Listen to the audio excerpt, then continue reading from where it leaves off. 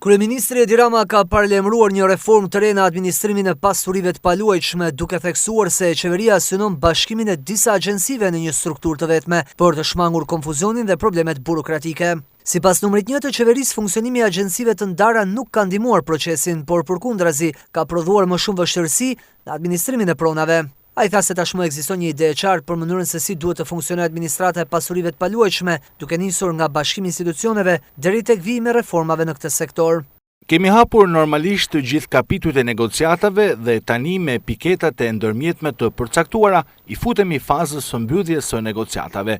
Siç mund ta keni të qartë, plotësimi i piketave të ndërmjetme nga Shqipëria dhe përcaktimi i piketave përmbyllëse është element shumë thelbësor, sidomos për sa i përket grup kapitujve themelor që përfshin gjithashtu kapitullin 23 që ka të bëjë me gjyqësorin dhe të drejtat themelore dhe drejta e pronës është patjetër pjesë e këtij kapitulli. Në procesin e Shqipërisë për integrimin evropian, suksesi i transformimit digjital është një element përcaktues sa i përket ritmit dhe shpejtësisë së procesit dhe progresit ton.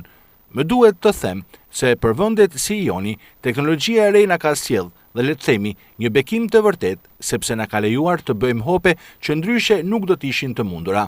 Na ka lejuar të shohim të ardhmen me një frym tërësisht tjetër dhe na lejon gjithashtu të përfitojmë nga të gjitha avantazhet e kalimit nga një epokë e progresit linear tek një epokë e progresit eksponencial, dhe këtë e kemi parë me të gjitha përfitimet në shumë aspekte të ndryshme dhe patjetër duam të përfitojmë sa më shumë të jetë e mundur dhe sa i përket çështjes shumë të ndërlikuar dhe komplekse të pronave në Shqipëri.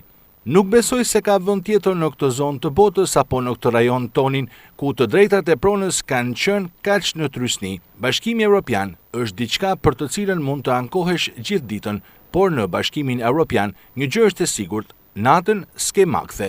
Nëse zgjedh një rrugë tjetër, gjatë ditës mund të ndihesh më i lirë, por ana tjetër, pastaj do të kesh makthe, e kështu që nuk ka alternativë tjetër ndaj Bashkimit Evropian. Dhe në këndvështrimin tim, nuk ka plan B. Nuk ka plan C. Është vendi i duhur ku duhet të jemi patjetër, është vend njerëzish dhe normalisht nuk mund të jetë ndryshe nga vetë përkufizimi, por ama nuk ka alternativë ndaj Bashkimit Evropian. Rama u ndal edhe tek procesi i integrimit evropian, duke cilësuar Bashkimin Evropian si të vetmen rrugë për Shqipërinë.